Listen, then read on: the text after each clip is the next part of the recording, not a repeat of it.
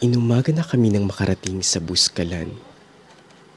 Habang tumatagal, padami na ng padami ang turistang naghihintay. Isang tasang kape lang ang baon namin para sa umagahan. Naghahanda na din kami ng aming mga kasama sa pagbaba at pag-akyat sa bundok ng Cordillera. Makipot, matarik na daan ang sumalubong sa aming mga paa. Isang maling hakbang mo lamang, bangin ang naghihintay sa iyo pababa. Ngunit sa hirap ng pag-akyat, kaaya-ayang tanawin ang bumungad sa aming mga mata.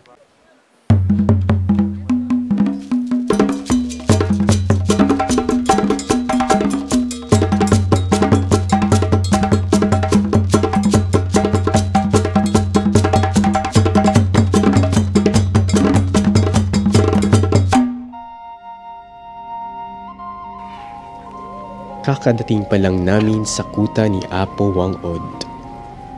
Malayo pa lang, maririnig mo na ang tunog ng pagbabatok ng mga residente ng Buskalan. May kanya-kanyang diskarte sa pamumuhay ang mga katutubong butbot. Bagamat ang pagbabatok ang nakasanayan, ito na rin ang pangunahing hanap buhay nila rito. This is our first time meeting each other. For myself personally, I've been trying to reconnect with my roots, with the Philippines, with Filipino culture, people. So, and I don't have any tattoos yet, so this will be my first tattoo. So, I wanted it to be meaningful, and of course, I mean, the tattoo from Akmal will be the most meaningful tattoo for me. Hindi na ako makapaghintay.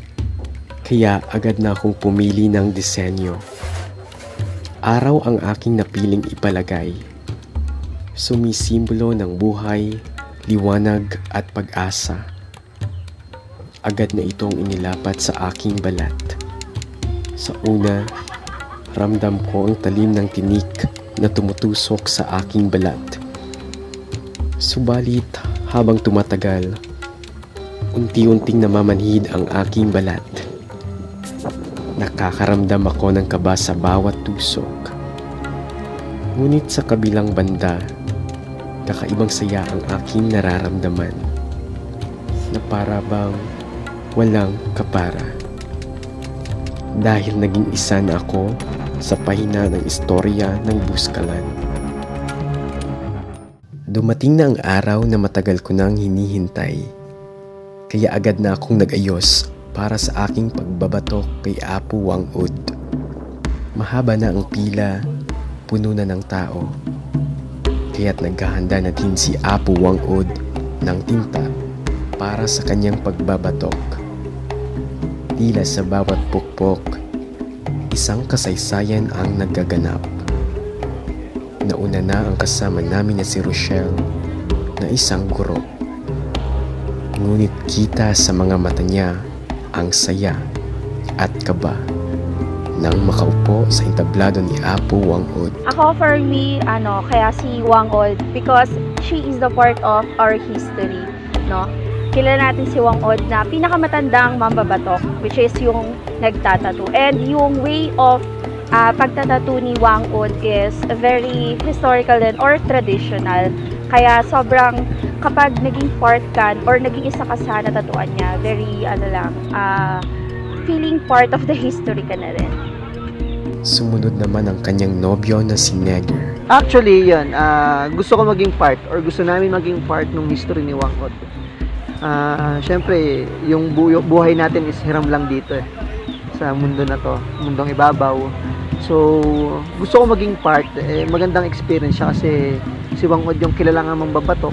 So, ayun, maging part ng history ni Wang-od. Si Maurice naman ang pangatlo sa aming grupo. Well, Apo Wang-od is a very traditional tao. Lahat buong mundo is kilala si Wang-od sa kanyang world of art ng mga tattoos. Kaya for me, it's a great privilege for me na magpatato at makilala at makausap din si Apong Wang-od. Ako naman ang sasabak sa pagbabatok. Katulad sa una, kakaibang kaba ang aking nararamdaman. Sa likod ko din na piling ipalagay ang 3 tuldok. Kaya agad na itong sinimulan. Sa una, masakit din ang pagbabatok. Subalit sa kabilang banda, hindi maipintang saya ang aking nadadama. Dahil isa na ako sa kasaysayan ng buskalan. Ngunit sa dami-dami ng tao sa mundo, bakit kaya madami pa din sa lipunan ang hindi tanggap ang tattoo? For me, no, discrimination since, yun nga, during those times na sinasabing discrimination, I guess it is called as stereotyping, no? Na pag nakasanayan kasi natin na usually yung from mga prison na bagong labas is nagkakaroon talaga sila ng kanilang tattoo, no? So, sa paninang lipunan natin, no, once na meron kang tattoo, meaning to say, you came from inside the jail, no? But since sa ngayon, sa panahon natin, one of the form ng art is yung tattoo. So, ang nagiging canvas natin is yung skin ng human. So, nire-represent niya yung iba't ibang symbol and may meaning yung bawat tattoo. Which is dito sa Buskalan, yun yung kagandahan. Kasi, naipapaliwanag, naipapakita, ano ba yung ibig sabihin ng tattoo na yun. No, it's not just an ink, but a history. Kilala ang mga tribo sa Kalinga sa kanilang malalaki at detalyadong mga tattoo na bumabalot sa kanilang katawan. Ang tradisyon nilang ito ng pagbabatok o paglalagay ng mga tattoo ay nanganganib ng maglaho. Mabuti na lang at naipagpatuloy pa rin ito ng natitirang orihinal na mambabatok ng Kalinga na si Apo Wang-od. Kaya panatilihin ang tradisyon para sa susunod na henerasyon.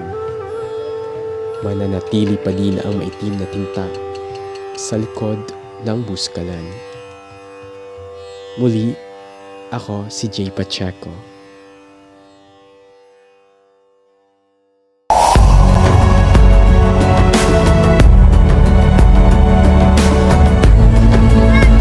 I am so very thankful and grateful that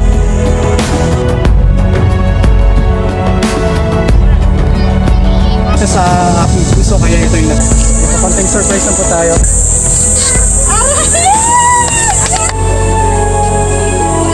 First time po kasi makakita ng mga ganyan. Yan. Maganyan ang pag...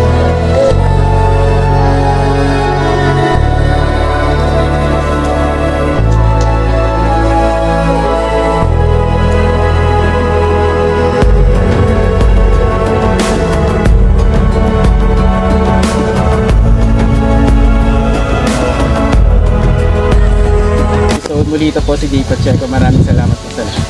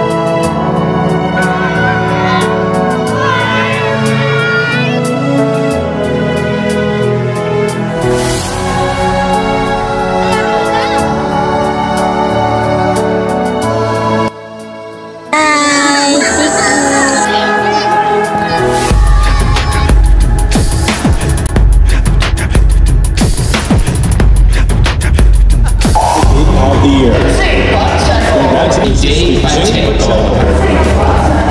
Mr. Jay Pacheco. Mr. Jay Pacheco. Mr. Jay Pacheco.